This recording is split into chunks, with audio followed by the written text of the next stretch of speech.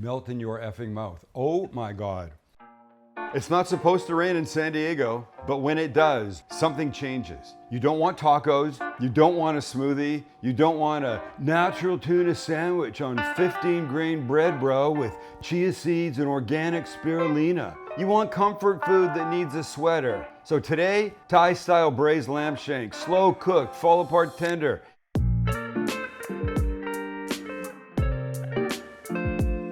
Lamb shanks. They are one of those things that you think about making and part of you goes, I don't know. I can't do it. I probably shouldn't do it. I want to do it. I don't know how to do it, so I'm not going to do it. Well, I'm here to tell you, all that thinking is fucked up. That thinking is wrong. We came inside to make these so you would see how easy they are.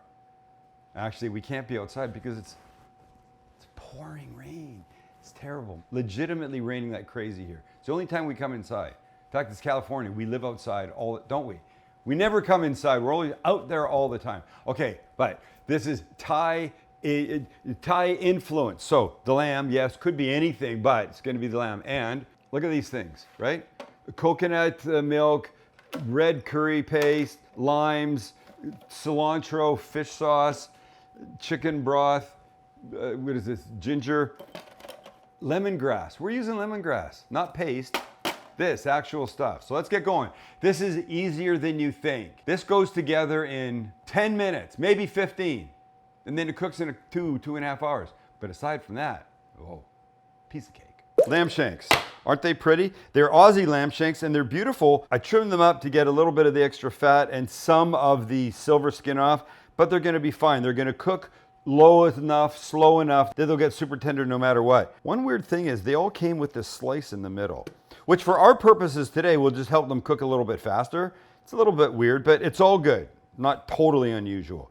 Now we're just gonna season them quite generously, kosher salt and pepper. And yes, of course, both sides and the flat part where the bone is. Flip them and do the same. When these guys are all done up, let's get them in a pan and start them searing. Our pot's on medium high, our oil is neutral, and in go the shanks.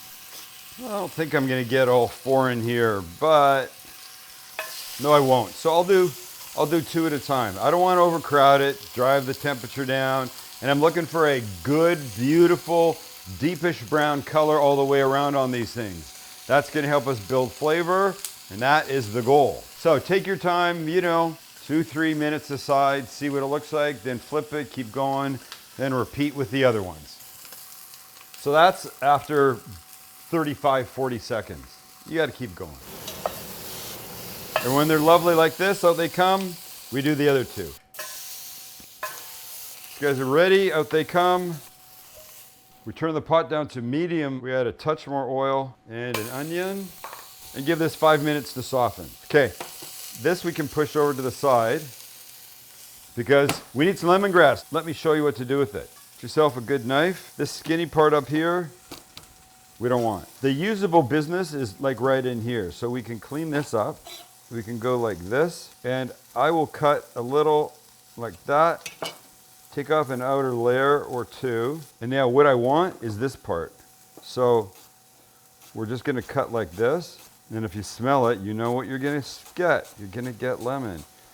I need a couple tablespoons of this, minced up well. And then we mince. Our onions are ready, a little bit more oil. And now we can add our lemongrass, some chopped up garlic, and some minced up ginger. Oh, the smells that are coming out of this are amazing. Give this 1 minute. Here we go, next in, a couple tablespoons of red curry paste.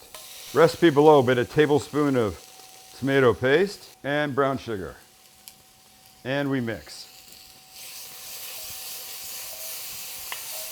And when the curry paste and the tomato paste hit the bottom of this thing and start to toast, it's glorious. Give that about a minute. Next in, beef broth, coconut milk. Glorious. Give this a little stir. Okay, a couple other things. We're almost there. You know how everyone's always saying, eat more protein, like it's so simple. Well, with David Protein Bars it is, because 1 bar equals 28 grams of protein, 150 calories, and 0 sugar. But I'm a nice guy, so let me put that into perspective with some alternatives. Eggs, great option, but for the same 28 grams of protein, you'd have to eat about 4.5 of them. Oh, but that's 320 calories, not 150. Peanut butter, excellent too, if you want to eat 7 tablespoons and 650 calories. You could always eat half a brick of cheddar, like 4 ounces, and then take a nap, and 450 calories. But then there's always broccoli. Yes, vegetables, you can get protein from vegetables. It would take 9 cups, which is basically a salad the size of a toddler. Look, make it easy on yourself and try David. And they're offering you guys a deal. Buy 4 and get your 5th 3 when you use my link below or the QR code on screen. Or you can grab them at Walmart, Target, Kroger, and Publix. A little dark soy sauce or regular soy sauce if you have it, fish sauce, and some lime zest. I'm gonna tell you right now, if you stopped right here and just got this into a beautiful thick sauce, you would be very, very happy putting it on absolutely everything. Let's let this start to simmer a little bit. And on the way to it simmering, I'm gonna add the last 2 things. This is a chopped up red Holland pepper. Could be anything, could be a Fresno, could be a red jalapeno. It's optional, but I like it. And cilantro stems. The stems, tons of flavor in here. We'll use the leaves later, but right now, just those. Now we can get this to a simmer. Come on, baby. This is gonna be insane, the smell. Insane. And we can take our lamb shanks and nestle them in. We want the liquid in here coming up about halfway. It's gonna be a little tight for my friends. Come on, got a little rearranging to do here. Don't splash. Oh, gosh. This is called braising. You cook something low and slow with a bunch of liquid, braising.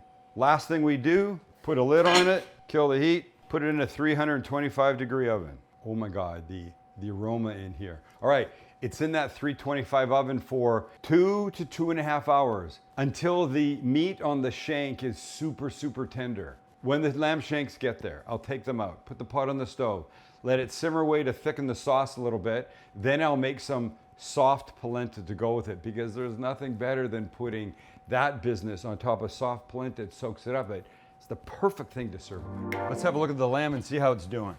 1, 2, and 3. Oh my goodness.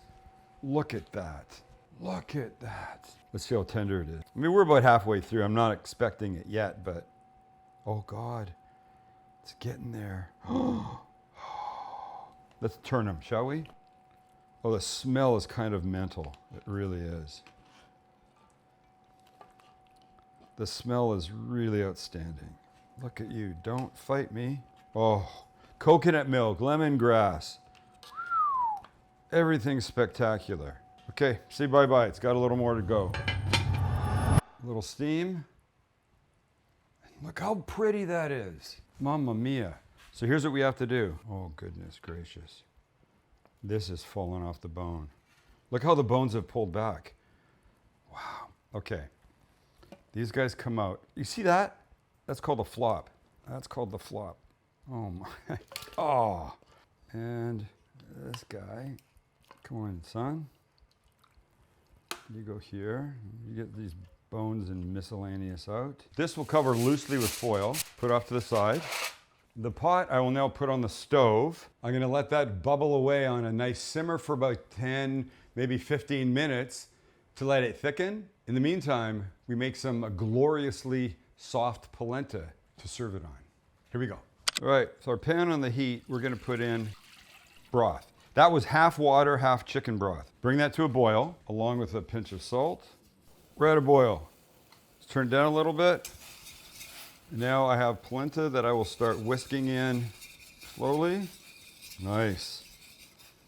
Polenta is just such a beautiful blank canvas. We're gonna add just 2 things near the end to make it a little bit more flavorful for the lamb, but really, it can go with anything. Okay, when it's all in, we're gonna turn it down to low, and we will continue to stir every so often for 5 minutes or so until beautifully creamy. All right, so you can see, look, it's much thicker, but it's still crunchy if you were to eat some. So you really do need to go the full 5-ish minutes. And then taste it, and you'll know if it's nice and creamy and not crunchy, you're there. All right, have a look. See where we are? Here's how I want to finish this. Butter, because honestly, what isn't better with butter? We all know that. Mix it in, and while you're mixing, just a little ginger paste for the ease of it. Wow, that make a difference, right? We can plate. And now our polenta. Look how glorious this is. But wait, because now we have the lamb. I took one of the pieces and put it in here just to start to soak up some of this sauce. Oh man. And we go like that. Remember, I promised some of that cilantro. And if you want a little extra sauce, and the sauce in the pot like this. And look at the little bits that are in there. Oh my God. Look at what we've done. Okay, it took a few hours, but there was almost no work. And now look at it. Okay. Jeez Louise. Look at that. Shreddable. The polenta. That's a bite. And I didn't screw it up, Max. I got it in one. Wow. Oh, I smell coconut. Melt in your effing mouth. Oh my God. I don't know if you're lamb fans, but you should be, because this is, oh holy crap. And just the polenta by itself with the little ginger, it's so good. It is so good. It's so rich. It is so decadent. You deserve it on a shit day like this. The rain stopped. It's coming back. We got it all week apparently. Well, fortunately, I have this all week. All right, thanks for hanging out with us. Hit the subscribe button. Tell us what you want to see us make. And just generally be a good person and do good things. We need more of this in the world, all right? All right, fine, that's all. You're dismissed.